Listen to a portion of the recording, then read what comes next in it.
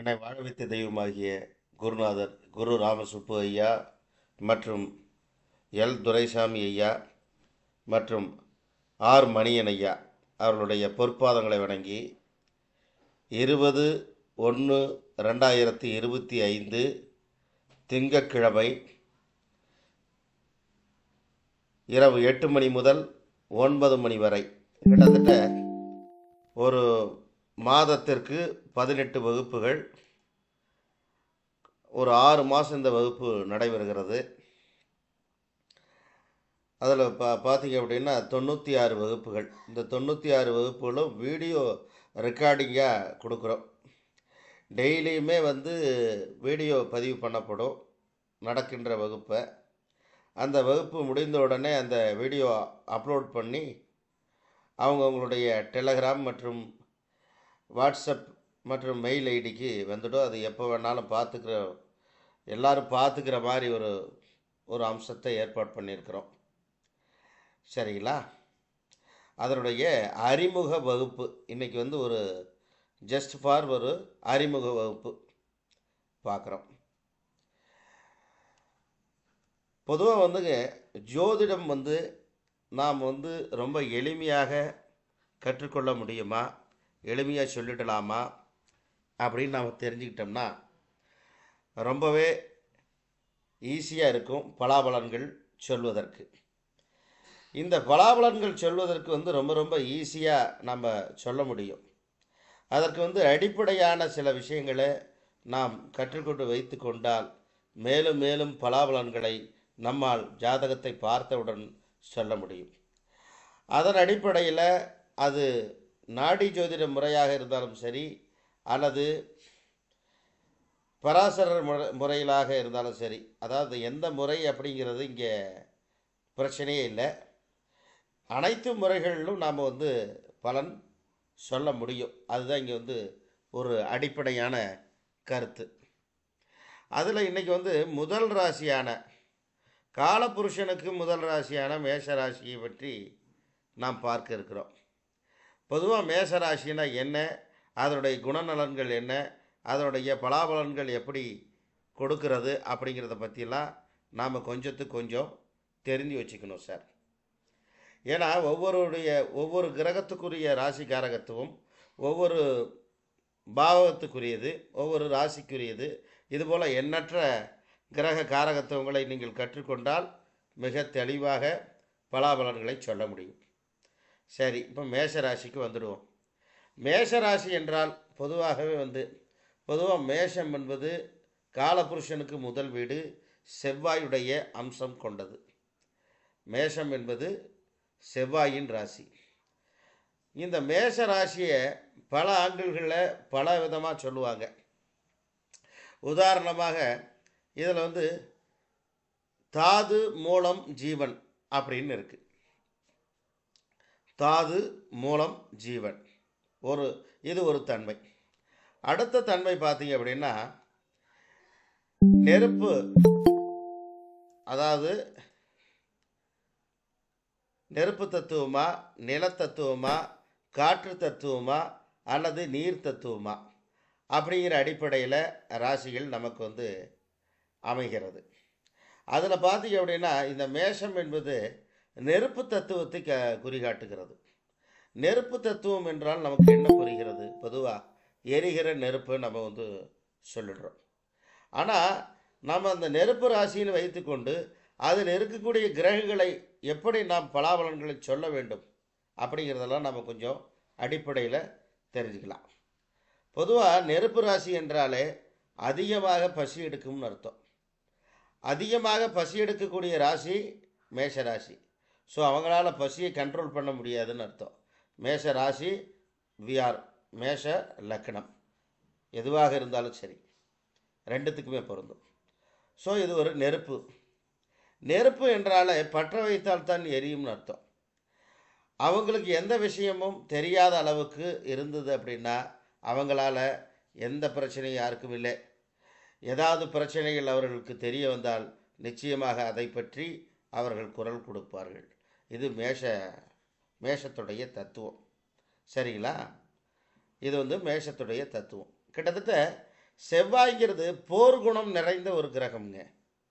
செவ்வாய்ங்கிறது போர் குணம் நிறைந்த ஒரு கிரகம். இன்றைய வாழ்வில் அன்றாட வாழ்க்கையில் தேவைப்படக்கூடிய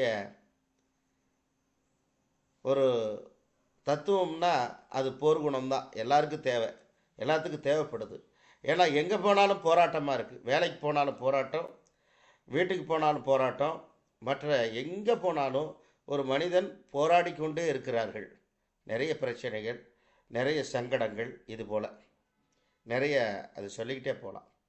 அப்போ இந்த செவ்வாயுடைய காரகத்துவங்கள் அழுத்தம் திருத்தமாக சொல்லக்கூடிய ஒரு ராசி என்றால் அது மேஷம்தான். ரொம்ப செவ்வாயுடைய காரகத்துவங்கள் அதிகப்படியாக இருக்கக்கூடிய ராசி எதுன்னா அது மேஷ ராசி. அப்போ மேஷ ராசியில் உச்சமாகக்கூடிய கிரகங்கள் என்ன, நீச்சமாகக்கூடிய கிரகங்கள் என்ன அப்படிங்கிறதெல்லாம் நாம் கொஞ்சம் தெரிஞ்சு வச்சுக்கணும். பொதுவாக இந்த மேஷ ராசியை பற்றி நம்ம சொல்லலாம் அப்படின்னா, மேஷ ராசியில் ஒரு கிரகம் இருந்தால் நிச்சயமாக அதனுடைய தன்மை எப்படி இருக்க போகிறது, எதற்கும் துணிந்தவராக இருக்க போகிறார்னு அர்த்தம். பொதுவாக மேஷ ராசிக்காரர்கள் நீங்கள் எடுத்துக்கின்னா, வீட்டுக்கு பக்கத்தில் ஒரு யூனிஃபார்ம் போட்டவரோ அல்லது அரசியல்வாதியோ அல்லது கசாப் கடையோ அல்லது பார்பர் ஷாப்போ ஏதாவது ஒன்று, இந்த அங்க அடையாளங்கள்லாம் கட்டாயம் ஏதாவது ஒன்று அமையும், மேட்ச் ஆகும்னு அர்த்தம் மேஷத்துக்கு. புரியுதுங்களா? ஸோ இவங்க வந்து கடினமாக உழைக்கக்கூடியவங்க, எதையும் போல்ட்னஸ்ஸாக பேசக்கூடியவங்க. செவ்வாயினால என்னங்க, ஒரு க்ளீன் போல்ட்னஸ். அதுதான் அங்கே சூரியன் உச்சம். சூரியன் உச்சம் என்றால் அங்கே என்ன பவர் நமக்கு என்ன சொல்லுதுங்க, அந்த ராசிக்குள்ளே என்ன பவர் சொல்லுது அப்படின்னா, அந்த சூரியனுடைய தன்மை நிச்சயமாக அந்த மேஷத்திற்குள் இருக்கிறது அப்படின்னு அர்த்தம். ஒபேத ஆர்டர் அப்படின்னு சொல்லுவாங்க. நான் சொல்கிறத நீங்கள் கேளுங்க அப்படின்னு. அதாவது இப்போ ஒரு தளபதியை போல் நீங்கள் எடுத்துக்கணும். மேஷம் என்பது ஒரு தளபதியை போல் செயல்படக்கூடிய ஒரு ராசி. அவள்கிட்ட ஒரு 500-1000 பேரை நீங்கள் கொடுத்தாலும் கூட மேஷ ராசி மேஷ லக்னக்காரர்கள்ட்ட நிச்சயமாக அது அத்தனையுமே அவங்க வந்து சமாளித்துருவாங்கன்னு அர்த்தம். அத்தனை பேருக்கு வேலை கொடுத்துருவாங்க. அந்த அளவுக்கு நுட்பமான திறன் படைத்தவர்கள்னு அர்த்தம். ஏன்னா வேலை செய்கிறத விட வேலை வாங்கிறது இந்த மேஷராசிக்காரங்களால் ரொம்ப ரொம்ப முடியும். கிளீனாக வாங்கிடுவாங்க, வேலையை வாங்கிடுவாங்க. அந்த அளவுக்கு இந்த மேஷத்தில் நமக்கு வந்து நிறைய விசேஷமாக இருக்குது. சரி, சனி நீச்சம், அதில் என்ன சார் இருக்குது? சனி நீச்சம் அப்படின்னா, பொதுவாக சனி நீச்சமாகுது அப்படின்னா, நீச்சம் என்றாலே அதீதமான உழைப்பு, அளவு கடந்த வருமானம்னு சொல்லலாம். அளவு கடந்த வருமானம் நீங்கள் சொல்லுறதுக்கு முன்னாடி இங்கே வருமானம் பெருசாக கிடைக்காது. ஏன்னா இவங்களுடைய உழைப்பு அதிகமாக இருக்கும். மேஷத்துடைய உழைப்பு அதிகமாக இருக்கும், ஊதியம் குறைவாகவே இருக்கும். நீங்கள் கவனித்து பார்த்தீங்கன்னா மேஷராசிக்காரங்க மேஷ லக்னக்காரங்களுடைய உழைப்பு அதிகமாக இருக்கும், அதனுடைய ஊதியம் பார்த்தீங்கன்னா ரொம்ப ரொம்ப ரொம்ப ரொம்ப கம்மியாக இருக்கும். ரொம்ப கம்மியாக இருக்கும். எல்லாத்த விட பார்த்தா இவங்களுடைய ஊதியம் அப்படிங்கிறது ரொம்ப ரொம்ப ரொம்ப கம்மியாகவே காணப்படும். அப்படிங்கிறது தான் அதனுடைய ஒரு தன்மை சார். சரி, இந்த மேஷத்தில் அஸ்வினி நட்சத்திரம் இருக்கே சார், அது என்ன சொல்லலாம்? மேஷத்தில் அஸ்வினி நட்சத்திரம் என்பது கேதுவுடைய நட்சத்திரம். இந்த நட்சத்திரத்தில் தான் சூரியன் உச்சமடைகிறது. இந்த நட்சத்திரத்தில் தான் சூரியன் உச்சமடைகிறது. அரசியல், ஒரு மனிதன் பொலிட்டிஷியன் ஆக வேண்டும், ஒரு மனிதன் நல்ல பெயர் பெற வேண்டும், புகழ் பெற வேண்டும், நல்ல வளர்ச்சிகளை பார்க்க வேண்டும் என்றால் அது மேஷராசி மேஷ லக்னக்காரர்களை உடன் வைத்துக் கொள்வது மிகவும் சிறப்பு. ஏன்னா அவங்களால அவங்களுக்கு பிரயோஜனமோ இல்லையோ, மற்றவர்களுக்கு பல பேருக்கு பிரயோஜனமாக இருக்கும். இந்த மேஷராசி மேஷ லக்னக்காரர்கள் வீட்டில் பாருங்கள், கிட்டத்தட்ட ஒரு பக்கம் பூசாமல் செவர் இருக்கும். நிச்சயமாக பூசாமல் செவர் இருக்கும். அல்லது வீட்டில் ஜல்லி, மணல், சிமெண்ட்டு, கம்பி இது போல் ஏதாவது இந்த கட்டுமான சம்மந்தப்பட்ட பொருட்கள் நிச்சயமாக இருப்பதற்கான வாய்ப்பு உண்டு. இது ஒரு பேசிக்ஸ். கிட்டத்தட்ட அந்த மேஷம் என்பது ஆண் ராசியா பெண் ராசி, அதை கூட நீங்கள் தெரிஞ்சுக்கணும். இந்த இடத்துல ஆண் ராசி. அப்போ அதில் இருக்கக்கூடிய கிரகங்கள் ஒரு ஆண்மகனைப் போல செயல்படும், ஒரு ஆண்மகனைப் போல செயல்படுகிறது. மேஷத்தில் சந்திரன். அப்போ என்ன ஆகுதுங்க, அந்த ஜாதகருடைய தாயார் ஒரு ஆண்மகனைப் போல ஒரு பெரிய ஒரு பவர் அவங்கள்ட்ட இருக்கும். அவங்க கையில் எப்பொழுதுமே ஒரு பிடி இருக்கும் அப்படின்னு சொல்லலாம். அந்த மாதிரி இந்த மேஷத்தை வந்து சொல்லலாம். சரி, இந்த மேஷத்தில் அஸ்வினி நட்சத்திரம் இருக்கே, அதை பற்றி என்ன சார் அது கருத்து? மேஷத்தில் அஸ்வினி, அஸ்வினி என்றாலே குதிரைன்னு அர்த்தம். அஸ்வினி என்றால் குதிரை. அப்போ அஸ்வினி நட்சத்திரம் என்பது ஒரு இடத்தில் இல்லாத ஒரு ராசி. இதில் இன்னொன்று பார்த்தீங்கன்னா சரம் சிரம் உபயம்லாம் இருக்குது, புரியுதுங்களா? அப்போ அதில் மேஷ ராசி என்பது என்னங்க? சரம். அப்போ ஓடிக்கொண்டே இருப்பதுன்னு அர்த்தம். அப்பொழுது ஓடிக்கொண்டே இருக்கக்கூடிய ராசி, ஒரு இடத்தில் நிற்காத ராசி. எந்த இடத்துலையும் தேங்கி விட மாட்டார்கள், எந்த இடத்துலையும் சோர்ந்து விட மாட்டார்கள், புரியுதுங்களா? மேஷ ராசி மேஷ லக்னம் இவர்களை கண்ட்ரோல் பண்ணோம்னா ஒன்லி ஃபார் த அன்பு புரியுதுல்ல, பாசம்தான் அவங்கள வந்து கண்ட்ரோல் பண்ண முடியும். இந்த மிரட்டி உருட்டி மிரட்டியில் அவங்கள வந்து வழிக்கு வர வைக்க முடியாது. இப்படி இந்த மேஷ ராசியை வந்து எடுத்துக்கலாம். இந்த மேஷ ராசியில் அஸ்வினி நட்சத்திரம் என்பது குதிரைன்னு சொல்லிட்டோம். இந்த குதிரைங்கிறது கிட்டத்தட்ட நீங்கள் ஒரு இடத்துல இருக்காத ஒரு தன்மை, ஒரு இடத்துல நிச்சயமாக இருக்க போகிறதே இல்லை. இந்த குதிரை பல இடங்களுக்கு மாறிக்கொண்டே போய்கொண்டே இருக்கிறது தான் இந்த குதிரையுடைய தன்மை. அப்படி அஸ்வினி நட்சத்திரம் ஏன் அங்கே கொடுத்துருக்காங்க? அது சரராசியில் கொடுத்துருக்காங்க, புரியுதுங்களா? அப்போது அஸ்வினியில் ஒரு குழந்தை அப்படின்னா என்ன என்ன என்ன மாதிரி ஒரு கர்மா, ரைட்டில் அதெல்லாம் நம்ம தெரிஞ்சுருக்கணும். அஸ்வினியில் ஒரு குழந்தை, பரணியில் ஒரு குழந்தை, அல்லது ஒரு கார்த்திகையில் ஒரு குழந்தை. 3 நட்சத்திரம் இருக்குது. அஸ்வினிங்கிறது கேதுடைய நட்சத்திரம், ரைட்டுங்களா? பரணிங்கிறது சுக்கிரனுடைய நட்சத்திரம். அடுத்து நீங்கள் பார்த்தீங்க அப்படின்னா கிருத்திகைங்கிறது சூரியனுடைய நட்சத்திரம். இந்த தசாபக்தியில் நீங்கள் கவனித்து பார்க்கும்போது அடிப்படையாக கேதுவிலிருந்து தான் ஸ்டார்ட் ஆகும். நல்லா கவனிச்சிக்கங்க. அது அப்படியே ஆர்டர் வைஸ் இங்கே இருக்கும் பாருங்கள். ஃபஸ்ட்டு அஸ்வினி கேதுவுடைய தசாபக்தி, அடுத்து பரணி சுக்கிரனுடைய தசாபக்தி, அடுத்து கிருத்திகை, அடுத்து சூரியனுடைய தசாபக்தி, அடுத்து ரோகிணி, அது அடுத்து சந்திரனுடைய தசாபக்தி. என்ன சார் புரியுதுங்களா? ஸோ இது அப்படியே அடிப்படையாக போயிட்டே இருக்கும். இதை அப்படியே நீங்கள் எடுத்துக்கிட்டிங்கன்னா தசாபக்தியில் கணக்கு போடுறதுக்கு ரொம்ப சிரமமே பட வேண்டாம். நீங்கள் சார் முதல்ல என்ன திசை, ரெண்டாவது என்ன திசை, மூணாவது என்ன திசை, தசாபக்திகள் மொத்தம் எத்தனை அப்படிங்கிறத நீங்கள் வந்து பெரிய டென்ஷன் பண்ணிக்க வேண்டாம். 9 கிரகங்களுக்கு 9 திசை. திருவாதிரையில் போய் நிற்கும். எப்படி சார் போகுதுங்களா? சரியாக போகுமா இல்லை தப்பாக வருமா சொல்லுங்கள், இல்லையா? ஸோ இந்த மாதிரி நிறைய விஷயங்களை நாம் இதில் வந்து பேசிக்கிட்டே போகலாம். ஒன்று அடுத்து இதை பரணி கார்த்திகை இந்த நட்சத்திரங்கள், ரைட், ஓகே. இந்த தாது ராசின்னு சொல்கிறோம் இல்லைங்களா? தாது ராசின்னு சொல்கிறதுக்கு நிறைய விஷயங்களை நாம் சொல்லலாம். தாது மூலம் ஜீவன் அப்படின்னு நம்ம படிச்சிருப்போம் அல்லது கேள்விப்பட்டிருக்கலாம். தாதுன்னா என்ன, மூலம்னா என்ன, ஜீவன்னா என்ன அப்படிங்கிறது நம்ம கொஞ்சமாவது அது அடிப்படையை தெரிஞ்சு வச்சுக்கணும். இப்போது சாதாரணமாக தாது என்பது மேஷத்தில் வருது அப்படின்னா, அடுத்து மூலம் என்பது ரிஷபத்தில் வருது, ஜீவன் என்பது மிதுனத்துக்கு போயிடும். அது அந்த மாதிரி.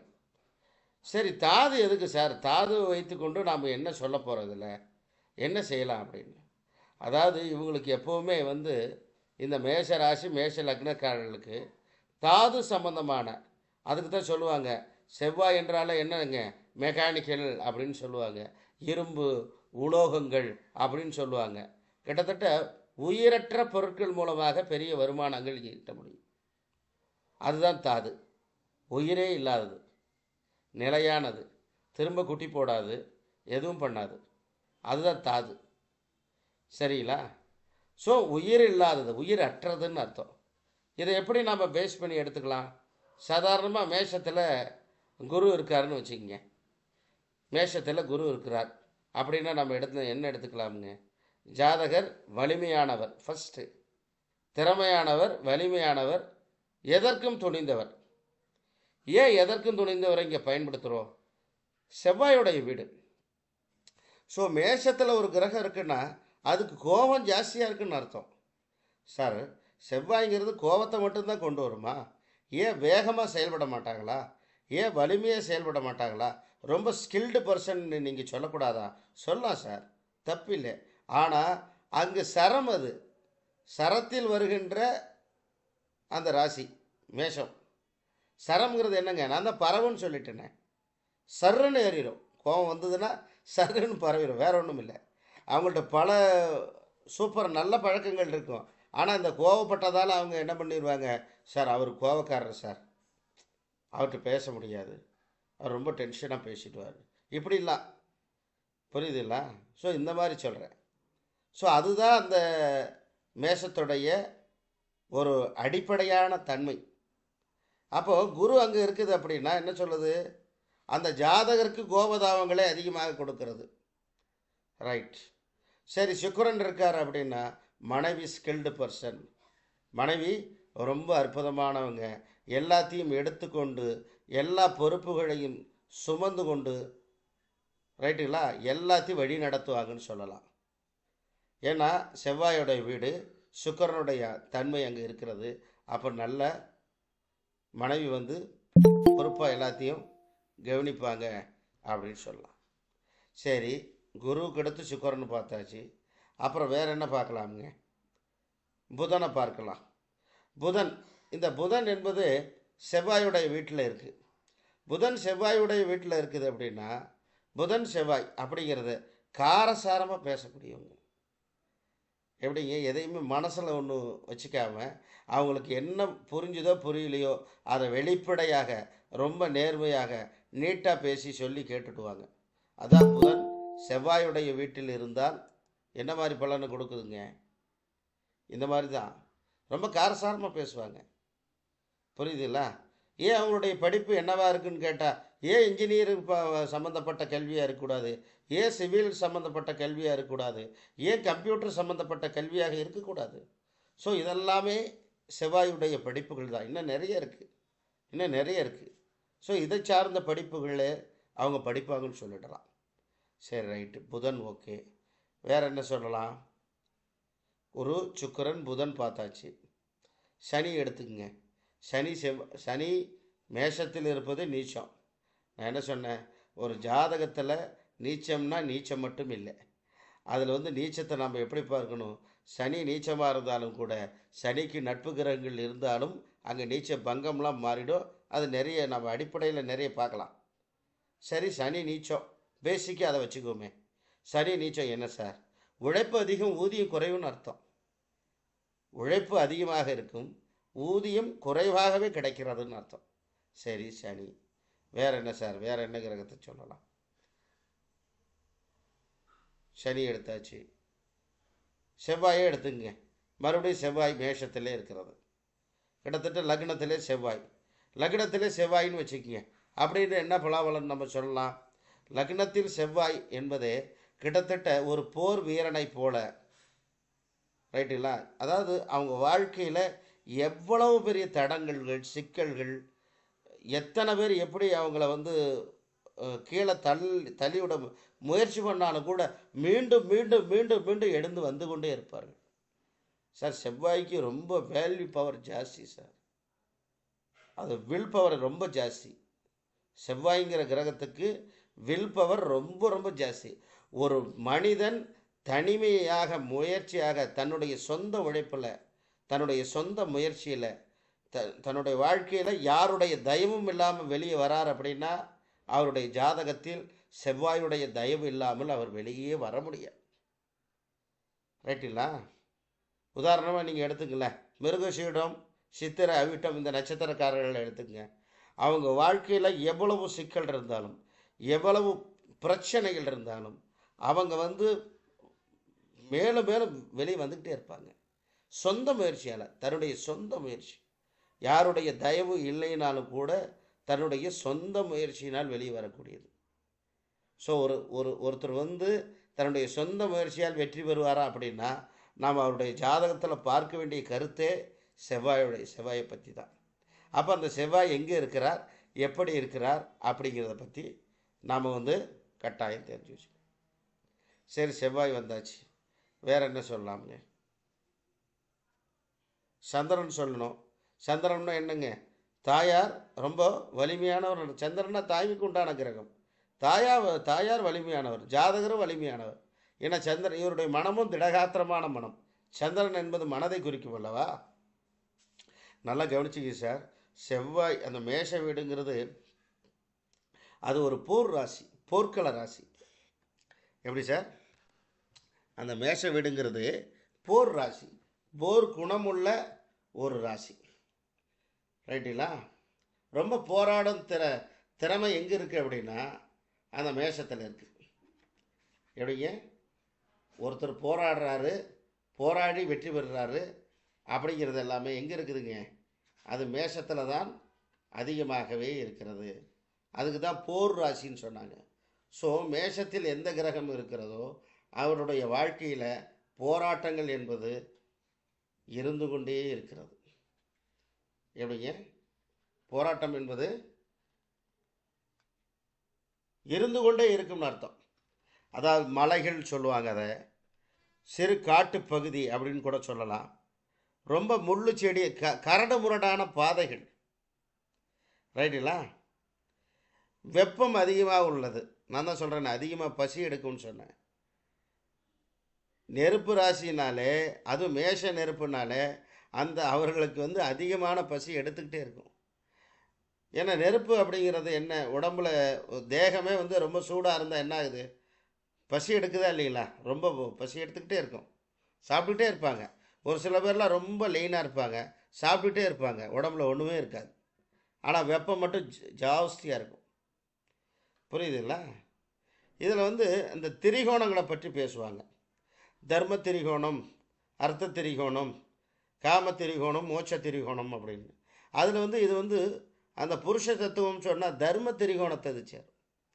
அந்த தர்ம திரிகோணம்னா யாருக்கும் கொடுக்கும் திறன் படைத்து, மற்றவர்களுக்கு கொடுத்து மற்றவர்களை கை தூக்கி விட்டு அவங்க வாழ்க்கையில் டெவலப் ஆகணும், முன்னேற்றம் அடையணும், வளர்ச்சி வரணும்னு நினைப்பாங்க. யாரை கீழே தள்ளணுங்கிற எண்ணம் இருக்காது.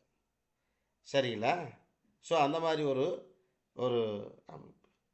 சரி, உடல் உறுப்புகளில் என்ன சொல்லலாம்? அதை தலைப்பகுதி சார். அது மேஷம் என்பது தலைப்பகுதி, தலையை குறிக்கக்கூடியது இல்லைங்களா? சரிங்க சார். நோய் எந்த மாதிரி நோய் வரும்? பித்தம் சம்பந்தமான நோய் வரும். சூடு அதிகமான என்ன நோய் வரும்? பித்தம்தான். அப்போது இந்த மாதிரி பல விதமான விஷயங்களை நாம் தொடர்ந்து இதில் நிறைய பேசலாம். அப்போ பித்தம் சம்பந்தமான நோய்கள் வரும். சரி, ராசியில் அது என்ன சார் ராசி? அது கிழக்கு ராசி சார். அது கிழக்கு ராசி. சரிங்களா? அது கிழக்கு ராசி. அதுக்கு ஆடுன்னு சொல்லுவாங்க. ஆட்டோடைய குணம் என்னங்க? ஆடு எந்த பாதையில் நீங்கள் போகிற மாதிரி பண்ணுறீங்களோ, முதல்ல எந்த ஆடு ஒரு பாதையில் போகுதோ அதுக்கு பின்னாடி அந்த ஆடு பின்னாடியே போயிட்டே இருக்கும். அந்த பாதை நல்லதா கெட்டதான்னு தெரியாது. அதே போல் அந்த ஆட்டுக்கு மரம் ஏற தெரியும், மரத்துலேருந்து கீழே இறங்க தெரியாது. ஸோ இவங்களை பொறுத்த மட்டும் இல்லை, எந்த விஷயத்தையும் யோசிக்காமல் செஞ்சுருவாங்க. ஆனால் அதுக்கப்புறம் தான் யோசிப்பாங்க. முதல்ல இப்போ என்ன சொல்கிறோம் அப்படின்னா, நிறைய சினிமா டைலாக்லாம் கூட நீங்கள் கேள்விப்பட்டிருப்பீங்க. முதல்ல நான் பேச விட மாட்டேன், அடிச்சிருவேன், அப்புறம் தான் பேசுவேன் அப்படிங்கிற மாதிரி. மேஷ ராசிக்காரன் டக்குன்னு உணர்ச்சி வசப்பட்டுருவாங்க. ரைட்டுங்களா? அந்த மாதிரி உணர்ச்சி வசப்படக்கூடியவர்கள் எளிதில். அவங்கள நல்லதுக்கு பயன்படுத்தினா நல்லவங்களாக இருப்பாங்க, கெட்டதுக்கு பயன்படுத்தினா கெட்டவங்களாக இருப்பாங்க. ரொம்ப நம்பிக்குவாங்க. எதையும் சொல்கிறத அவங்க நம்புவாங்க. அது ஒரு பெரிய சிக்கல். புரியுதுங்களா? சின்ன சின்ன கிராமங்கள்னு சொல்லுவோம் இல்லைங்களா? அது எல்லாமே மேஷம்தான். குட்டி குட்டி கிராமம்னு சொல்லுவோம், கேள்விப்பட்டிருப்பீங்க. குட்டி குட்டி கிராமங்கள் அப்படிங்கிறது எல்லாமே மேஷம்தான். சரிங்களா? சரி, மேஷ லக்னத்தில் மேஷ ராசியில் ஒரு குழந்தை பிறந்திருக்கு. என்ன சார் பலாபலன்? என்ன பலாபலன்? இது மட்டும்தான், வேறு எதுவுமே தேவையில்லை. மேஷ ராசி மேஷ லக்னத்தில் ஒரு குழந்தை பிறந்தது. உங்களுடைய குடும்பம் தழைக்கப் போகிறது, மென்மேலும் வளர்ச்சி அடைய போகிறது, நல்ல முன்னேற்றத்துக்கு வரப்போகிறது.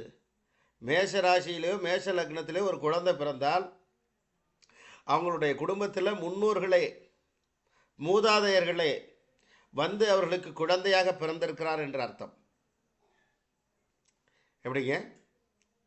மேஷ ராசியில் ஒரு குழந்தை பிறந்தால் மேஷ லக்னத்தில் முன்னோர்கள் மூதாதையர்களே அவங்க குடும்பத்தில் பிறந்து காலம் சென்றவர்களே இன்று மறுபடியும் உதயமாகி இருக்கிறார்கள். ஆக உங்கள் குடும்பத்தில் மென்மேலும் வளர்ச்சிகளும் முன்னேற்றங்களும் ஏற்படக்கூடிய ஒரு வாய்ப்பு. இந்த மேஷராசி மேஷ லக்னக்காரர்கள் பார்த்தீங்கன்னா குலதெய்வ வழிபாட்டில் தான் பெரிய சிக்கல் வரும். ஒன்று அதை நல்லா பண்ண முடியாது, அல்லது பண்ணுறதுக்கு நிறைய தடைகள் ஏற்படும். நல்லா கவனித்து பாருங்கள், சரிங்களா?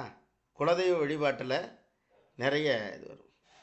மேஷம் என்றாலே சார் இது செவ்வாயுடைய வீடாச்சே, அது என்ன சார் அது தெய்வம்? முருகன் தான் சார்.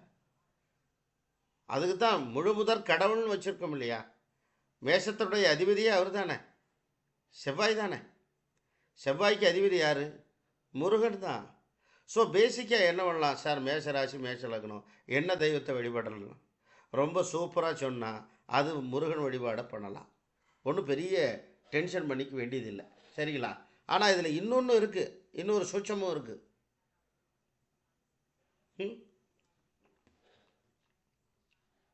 இந்த மேஷராசிக்காரங்களுக்கு இன்னொன்று தேவைப்படுது. அது என்னன்னு கேட்டிங்கன்னா பாருங்கள், காமிக்கிறேன்.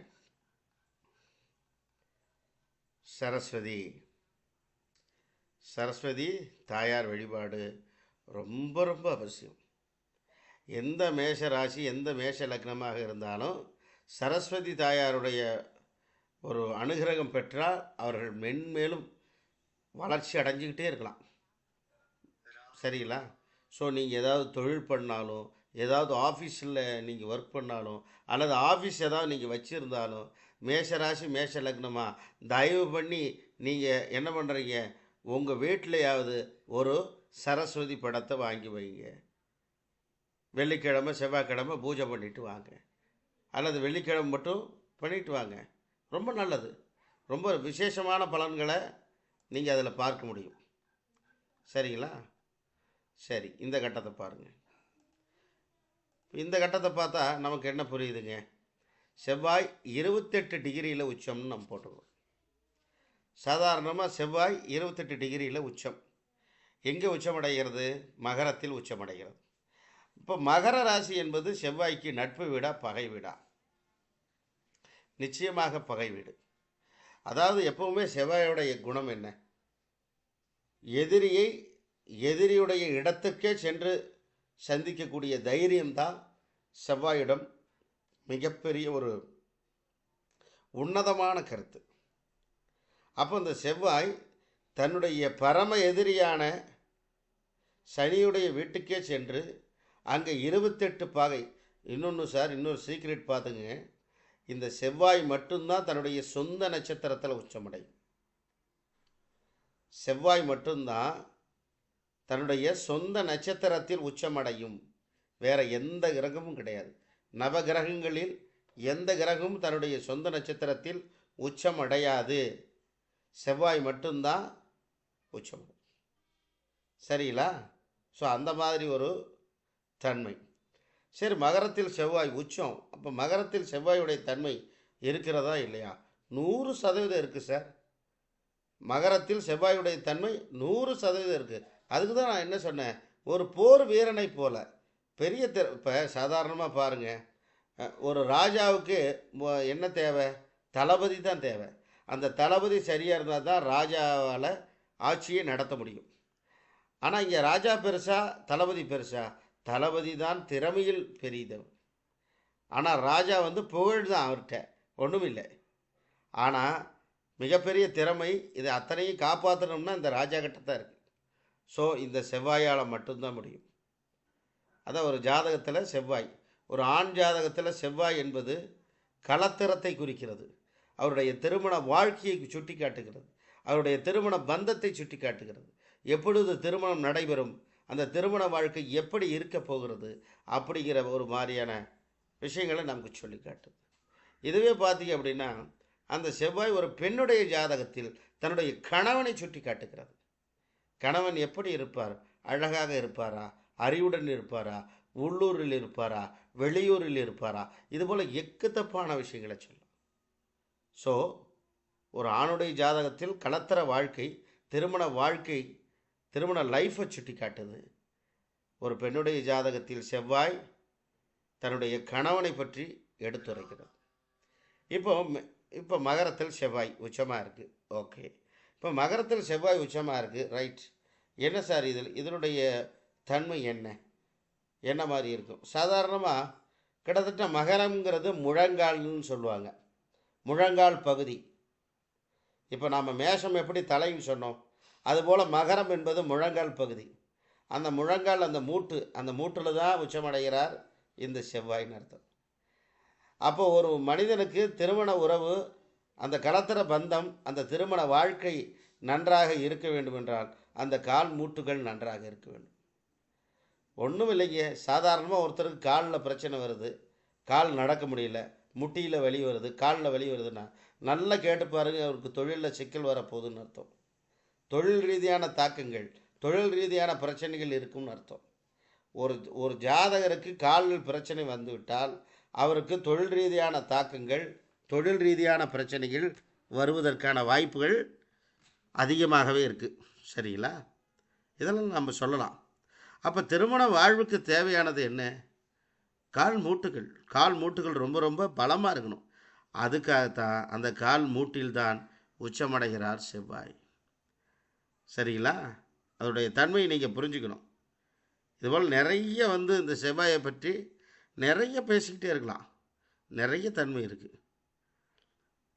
சரி, செவ்வாய் கடகத்தில் நீச்சம் அப்படின்னா என்ன சார்? அது என்ன நட்சத்திரத்தில் நீச்சம் அடைகிறது? கிட்டத்தட்ட புதனுடைய நட்சத்திரத்தில் நீச்சம் அடை, ஆயில்ய நட்சத்திரத்தில் நீச்சமடை, ஆயில்ய நட்சத்திரத்தில் நீச்சமடை. உச்சமடையுது தன்னுடைய சொந்த நட்சத்திரத்தில் அவிட்டத்தில். நீச்சமடைவது புதனுடைய நட்சத்திரத்தில் கடகத்தில் நீச்சமடை. சரிங்களா? ஸோ இதுபோல் இந்த மேஷராசியை பற்றி நாம் பேச வேண்டும் என்றால் பலவிதமான கருத்துக்கள், பலவிதமான அணுகுமுறைகளை பற்றி பேசிக்கொண்டே இருக்கலாம், பேசிக்கொண்டே போகலாம். சரிங்களா?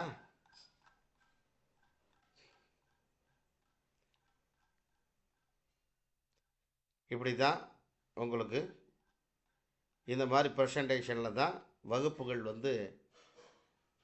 நடத்துகிறோம். இப்போ உங்களுக்கு காமிச்சேன் இல்லைங்களா, இதான் ப்ரெசன்டேஷன். இந்த மாதிரி ப்ரெசன்டேஷன் தான் ஒவ்வொரு வகுப்புலையும். அதாவது இது இன்னும் கூட சொல்லிடுறேன். நான் அதை முழுசாக சொல்லலை, நான் இந்த இடத்துல முழுசாக சொல்கிறதுக்கு கடமைப்பட்டிருக்கேன். அதாவது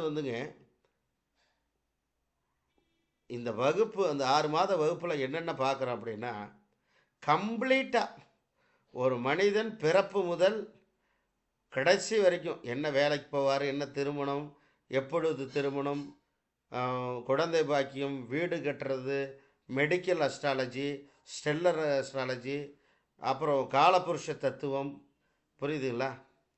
பராசர அடிப்படை உயர்நிலை, நாடி அடிப்படை உயர்நிலை, நட்சத்திர கிரக காரகத்துவங்கள், நட்சத்திரங்களை வைத்து பேசக்கூடிய கருத்துக்கள். சரிங்களா? இதுபோல் எக்கச்சக்கமான விஷயங்கள். அதான் கிட்டத்தட்ட இந்த 6 மாத வகுப்பு என்பது கம்ப்ளீட்டாக இந்த வகுப்பு படித்தா அவங்க அஸ்ட்ராலஜிக்குள்ளே உள்ள நுழையிற மாதிரி. So A to Z. ஏன்னா பேசிக்குங்கிறது ரொம்ப ரொம்ப ரொம்ப முக்கியமானது. அந்த பேசிக்கை நாம் நல்லா தெரிஞ்சுக்கிட்டா நிறைய பலாபலன்களை அடுக்கடுக்காக சொல்லிக்கொண்டே போகலாம். அதுக்கு நமக்கு பேசிக் ரொம்ப ரொம்ப முக்கியம். அதெல்லாம் கணக்கு பண்ணி தான் இந்த வகுப்பு இது பண்ணியிருக்கோம். இந்த வகுப்புக்கான குருதட்சணை ஒரு மாதத்திற்கு 999 ரூபா. ரைட்டுங்களா? முன்பணமாக ரூபாய் 2000 செலுத்த வேண்டும். அதிலிருந்து மாதம் மொத்தமாக கொடுக்கறது அவங்க பிரியும். சரிங்களா? மாதம் 999 ரூபா பண்ணால் போதும். ஆனால் அட்வான்ஸ் அப்படிங்கிறது 2000. எல்லாருக்கும் வீடியோ ரெக்கார்டிங் கம்ப்ளீட்டாக எப்பொழுதும் நீங்கள் எப்போ வேணாலும் பார்த்துக்கிற மாதிரி. வகுப்புக்கு வர முடியல, கலந்துக்க முடியலையேங்கிற வருத்தம் தேவையே இல்லை. நீங்கள் வீடியோ பதிவு எப்பொழுதும் உங்கள் கையில் இருக்கும். நீங்கள் எப்போ வேண்டுமானாலும் பார்க்கலாம். அந்த லிங்க் எப்பொழுதுமே உங்களுக்கு பர்மனெண்ட்டாக கொடுக்கப்படும். இது வந்து இந்த வகுப்புடைய தன்மை சார். இதை நான் உங்களுக்கு சொல்ல கடமைப்பட்டிருக்கேன். சரிங்களா? ஸோ இதுதான், இப்படி தான். ஏன் இப்போ இதெல்லாம் சார், இதெல்லாம் ஏன் நீங்கள் எனக்கு காமிக்கலை, சொல்லலை? இப்போ நான் சொன்னது அத்தனையுமே இதில் வந்து இருக்கும். நான் சொன்ன அத்தனையுமே இதில் வந்து இருக்கும். இருந்தாலும் உங்களுக்கு நான் கொண்டு வந்திருக்கேன். ஒரு சில பேர் நான் சொல்கிறத இது பண்ணலனாலும் நீங்கள் வீடியோ பார்க்கும்போது இதை பார்த்து புரிந்து கொள்ள முடியும், தெரிஞ்சுக்கலாம். அப்புறம் நிறைய பிடிஎஃப் ஃபைல் சார், அதாவது இந்த டேட்டாஸ் அப்படிங்கிறது எல்லாமே பிடிஎஃப் ஃபைலாகவும் கொடுக்கப்படும். ரைட்டுங்களா? நிறைய பிடிஎஃப் ஃபைலும் இந்த வகுப்பில் வந்து குரூப்பில் பதிவேற்றம் பண்ணப்படும். அதையும் அவங்க வந்து சொந்தமாக பயன்படுத்திக்கலாம். சரி, ரைட். இப்போ இந்த நட்சத்திரத்துக்கு வந்துடுவோம். நட்சத்திரத்தை பற்றி நான் பெருசாக சொல்லலை, சொல்லிடுவோம். அதாவது வந்துங்க, நட்சத்திரம் அஸ்வினி நட்சத்திரம். அஸ்வினி நட்சத்திரம் அப்படின்னா என்ன? பொதுவாக ஒரு அஸ்வினி நட்சத்திரத்தில் ஒருத்தருங்க வந்திருக்காங்க அப்படின்னா, நல்லா கவனிச்சிங்க அப்படின்னா, அவங்க வீட்டில் நிச்சயமாக தனுசு ராசியோ அல்லது சிம்ம ராசி அல்லது விருச்சிக ராசி, மேஷ ராசி, இந்த ராசிகளில் யாராவது ஒருத்தருக்கு பிறந்திருப்பாங்கன்னு அர்த்தம். ஃபஸ்ட்டு அஸ்வினியில் ஒரு குழந்தை பிறந்தால், அது ஆண் வாரிசாக இருந்தது, ஆண் வாரிசு பிறந்தது அப்படின்னா அந்த குடும்பத்தில் மிகப்பெரிய வளர்ச்சிகள் வரப்போகிறதுன்னு அர்த்தம், முன்னேற்றங்கள் வரப்போகிறதுன்னு அர்த்தம். அந்த கஷ்டகாலம் எல்லாம் அந்த குழந்தை வளர வளர அத்தனையுமே சரியாக போகிறதுன்னு அர்த்தம். அது அஸ்வினி. அடுத்து பரணி. அதாவது பரணிங்கிறது தாய்மையுடைய மிகப்பெரிய ஒரு பிரியம். அந்த தாயார் பாசம், அந்த தாய் தந்தையருடைய பாசம், அது வந்து ஒன்றும் தாயார் பாசம் கிடைச்சா தந்தையுடைய பாசம் கிடைக்காது, தந்தையுடைய பாசம் கிடைச்சா தாயாருடைய பாசம் கிடைக்காது. இந்த பரணி நட்சத்திரத்துக்கு அப்படி ஒரு சிக்கல் இருக்குது. பரணி நட்சத்திரத்தில் ஒரு குழந்தை பிறந்தால், பரணி தரணி ஆளும்பாங்க, நல்லா கவனிச்சிங்க. பரணி நட்சத்திரத்தில் ஒரு ஆண் வாரிசு பிறக்கணுங்க. பரணியில் ஒரு ஆண் வாரிசு மிகப்பெரிய முன்னேற்றத்தை கொடுக்கும். அவர்களுக்கு நிச்சயமாக கை தூக்கி விடும். அவங்க எவ்வளோ சிக்கல் இருந்தாலும் முன்னேற்றத்துக்கு வந்துடுவாங்க. அடுத்து கிருத்திகை. இந்த கிருத்திகை நட்சத்திரம், கார்த்திகை அப்படின்னு சொல்லுவோம், முருகன் பிறந்த நட்சத்திரம் இல்லையா? கார்த்திகை பெண்களோட ஆறுன்னு சொல்லுவாங்க, ஆறுமுகம். அப்போ இந்த கார்த்திகை நட்சத்திரத்தில் ஒருத்தவங்க வர்றாங்க. பொதுவாக இந்த கார்த்திகை நட்சத்திரக்காரர்களுக்கு நிறைய பொலிட்டிஷியன் சப்போர்ட் இருக்கும் சார். நிறைய பேரை பற்றி அவங்களுக்கு தெரிஞ்சு வச்சுருப்பாங்க. பொலிட்டிஷியனாக இருக்கட்டும், அல்லது வந்து அரசு உத்தியோகத்தில் இருக்கிறவங்களாக இருக்கட்டும், யாராவது ஒருத்தவங்க நிச்சயமாக தெரிஞ்சு. கார்த்திகை நட்சத்திரத்தில் ஒரு குழந்தை பிறந்தால் அவங்களுடைய குடும்பத்தில், அவங்களுடைய குடும்ப வர்க்கத்தில், அல்லது அவர்களாக கூட இருக்கலாம், நிச்சயமாக அரசு உத்தியோகத்திற்கு செல்வதற்கான வாய்ப்புகள் அதிகமாக இருக்கும். கார்த்திகை நட்சத்திரம் இது வந்து ஒரு சின்ன ஒரு சாம்பிள் தான் இது, ரைட்டுங்களா? இது மாதிரி எக்கத்தை சொல்லிக்கிட்டே போகலாம் சார், அது சொல்கிறதுக்கு இல்லை. ஸோ இன்றைக்கி வந்து ஒரு இன்ட்ரடக்ஷன் உங்களோட பேசுகிறதுக்கெல்லாம் நேரம் இல்லாமல் போயிருங்கிறதால நான் சின்னதாக விட்டு கருத்துக்களை இன்றைக்கி சொன்னேன். இந்த கருத்துக்கள்லாம் உங்களுக்கு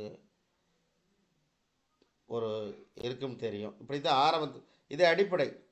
இது இப்படி அடிப்படையில் ஆரம்பித்து நம்ம உதாரண ஜாதகங்கள் வரைக்கும் போட்டு பார்ப்போம்.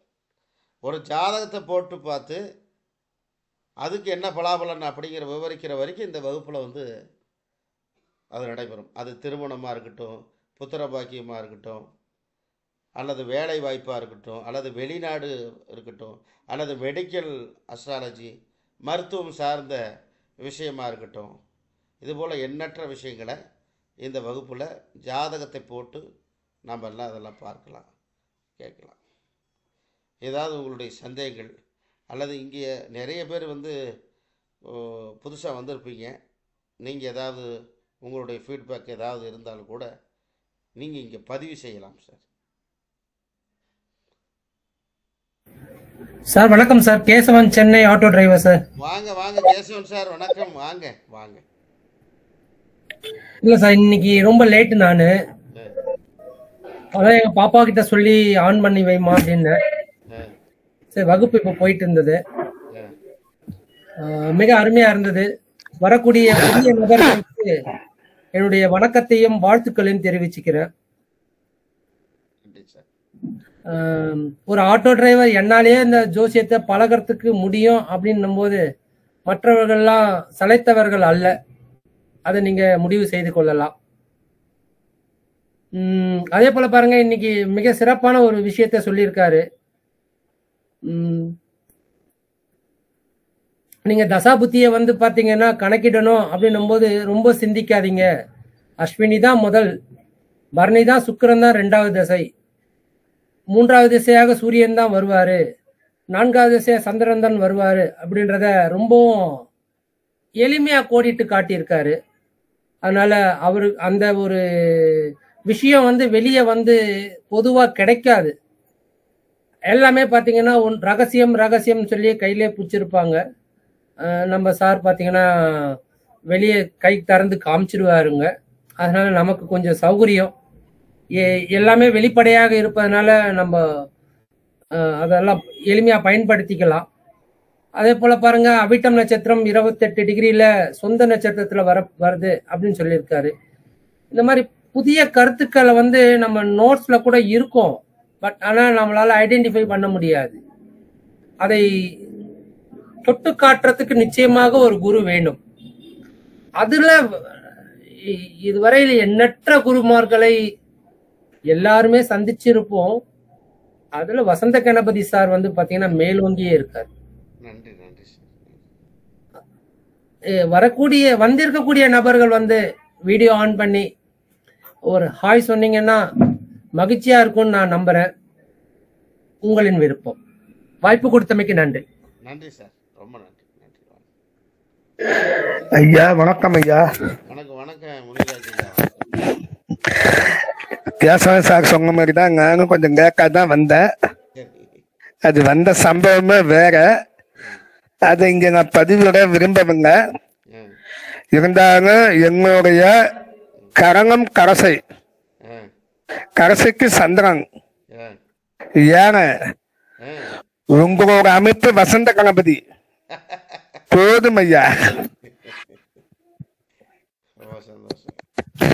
அதனால உங்களை வந்து நான் காமந்தேமுவா தான் எடுத்துக்கிறேங்க தவிர வேற எதுவுமே நான் எடுத்துக்கிறேன். காமந்தேமுவுக்கு எப்பயுமே எதை கேட்காலும் அங்கங்க குறையாம வந்துட்டே இருக்கேன். அந்த அடிப்படையில தான் உங்களை நான் எடுத்துக்கிறேன். அந்த காமந்தேமு உத்திரட்டாதி நட்சத்திரத்துக்கு என்னுடைய அபிஜித் அங்கதான் உட்காந்துருக்கு. அதனால உங்க நன்றி நன்றி.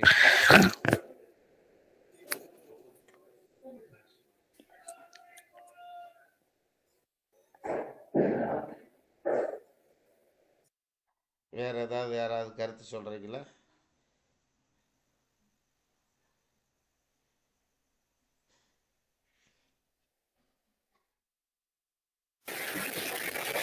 ஐயா வணக்கம் ஐயா. வணக்கம் சிவராமகிருஷ்ணன் ஐயா. ஆரம்பமே அமர்க்கலமா இருக்குங்க ஐயா. ரொம்ப சந்தோஷம் ஐயா. ஏன்னா செவ்வாயை பற்றி, செவ்வாய்ங்கிறது ஒரு பொதுவாக வந்து ஒரு வேகமாக இருக்கக்கூடிய கிரகம், ஒரு மூர்க்கத்தனமாக இருக்கக்கூடிய கிரகம் சென்றாலும் பொதுவான இது கருத்து. இருந்தாலும் அந்த செவ்வாய் நம்மளுடைய ஜாதகத்தில் எப்படி இருக்கிறா, என்ன இருக்கிறா, எங்கே இருக்கிறா அப்படிங்கிற அடிப்படையில் வந்து கொண்டாடும்போது நல்லா சிறப்பாக கொஞ்சம் ஆரம்பத்திலே செவ்வாயில் ஆரம்பிச்சிருக்கீங்க. சிறப்பாக இருக்கு. அதனால வேகமாக போகும், பரபரப்பாக இருக்கும். அதுக்கு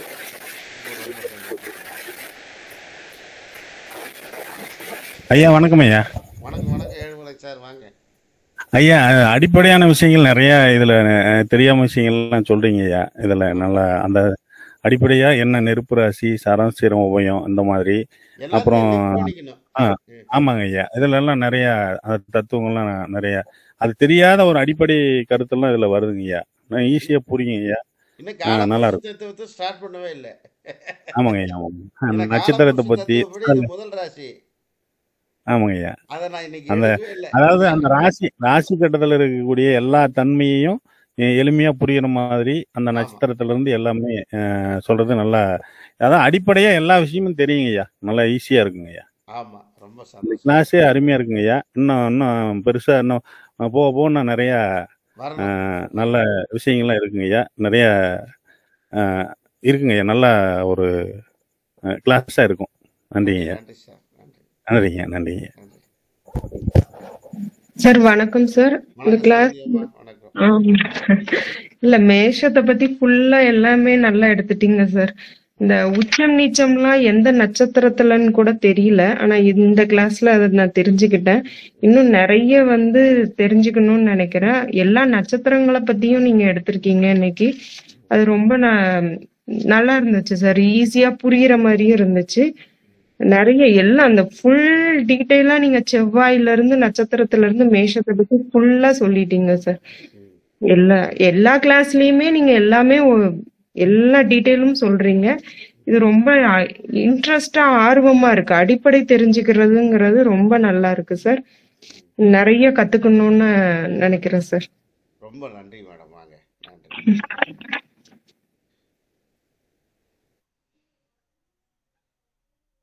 வேற யாராவது ஏதாவது?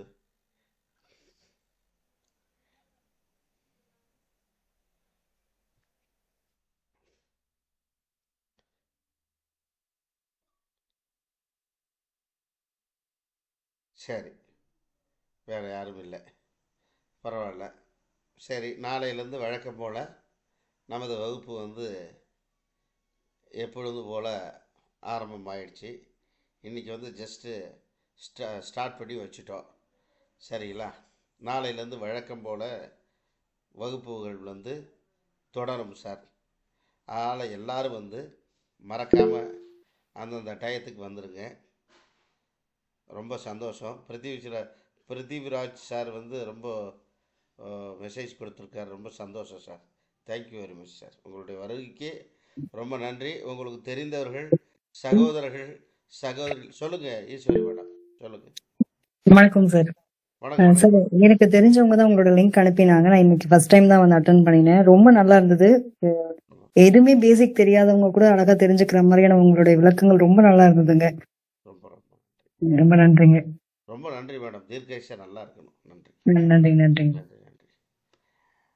உங்க வழக்கம் கூட போல் நான் பயணிக்க விரும்புறேன், தொடர விரும்புறேன். எனக்கு நிறைய இதை பத்தின விஷயங்கள், அடிப்படை ஜோதிடம் நிறைய கத்துக்கணும்னு நான் நினைக்கிறேன். நிச்சயமா உங்களை நான் தொடர்பு கொள்றேன். நன்றிங்க. வாங்க வாங்கம்மா. ரொம்ப ரொம்ப சந்தோஷம். வாங்க. தொடர்ந்து வகுப்புகள் நாளையிலேருந்து இன்றைக்கே ஸ்டார்ட் பண்ணி விட்டாச்சு. நாளையிலேருந்து வழக்கம் போல் அப்படியே நடந்துக்கிட்டே இருக்கும். இப்போது இது முடிஞ்ச உடனே சொல்லுங்கள் மேடம். ஏதாவது இல்ல சார், ரொம்ப கிளியரா எடுத்து கொடுக்குறீங்க. அழகான விஷயங்கள் எல்லாமே எல்லாருக்கும் புரியுற மாதிரி இருக்கு நீங்க எடுத்து கொடுக்குற விஷயம். ரொம்ப நன்றிங்க. ரொம்ப ரொம்ப சந்தோஷம். ரொம்ப சந்தோஷம் மேடம். இந்த இந்த இடத்துல நீங்கள் சொன்னதே பெரிய மகிழ்ச்சி எனக்கு. நிச்சயமா சார், நிச்சயமா சார். நன்றி நன்றி. அதனால் அது வகுப்பு அப்படியே நடத்தி போயிட்டே இருக்கலாம். எல்லாத்துக்கும் இந்த வீடியோ இது மெயில் ஐடி இப்போ எல்லோரும் புதுசாக நம்ம ஒரு குரூப் க்ரியேட் பண்ணி இது பண்ணியிருப்போம். அந்த குரூப்பில் எல்லாத்துடைய மெயில் ஐடியும் தயவுசெய்து பதிவு பண்ணிவிடுங்க. ரைட்டுங்களா? ஏற்கனவே கொடுத்துருக்கேன், வச்சுருக்கேன், இல்லைன்னு இல்லை. இருந்தாலும் கூட ஒரு இது புதுசாக வந்தவங்களுக்கு ஒரு சரி மெயில் ஐடி போடணும் போட்டிருக்குங்கிற ஒரு அட்டென்ஷன் கொடுத்த மாதிரி ஆகிடும். அதனால் எல்லோரும் மெயில் ஐடி போட்டுருங்க.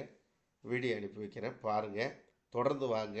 நண்பர்கள் சகோதர சகோதரிகள் யாராவது இருந்தாங்கன்னா, படிக்கணும், நான் ஜெயிக்கணும், ஜோதிடத்தை அருமையாக சொல்லணும், அதை நம்ம டெவலப்மெண்ட் பண்ணணும் அப்படின்னு நினைக்கக்கூடிய யாராக இருந்தாலும் சரி, அவங்களுக்கு நிச்சயமாக இங்கே என்னுடைய முழு ஒத்துழைப்பு உண்டு. இந்த வகுப்பு மட்டும் இல்லாத எப்படியும் அவங்களுக்கு சொல்லிக் கொடுத்து அவங்கள உருவாக்க நான் எப்பொழுதும் கடமைப்பட்டிருக்கிறேன். ரொம்ப நன்றி. வாழ்க வளமுடன். நன்றி சார். நாளை சந்திப்போம். நன்றி சார். ஐயா நன்றிங்க ஐயா. நன்றி ஐயா. நன்றி ஐயா நன்றிங்க ஐயா. நன்றி நன்றி சார். நன்றி ஐயா. நன்றிண்ணா. நன்றி நன்றி நன்றி.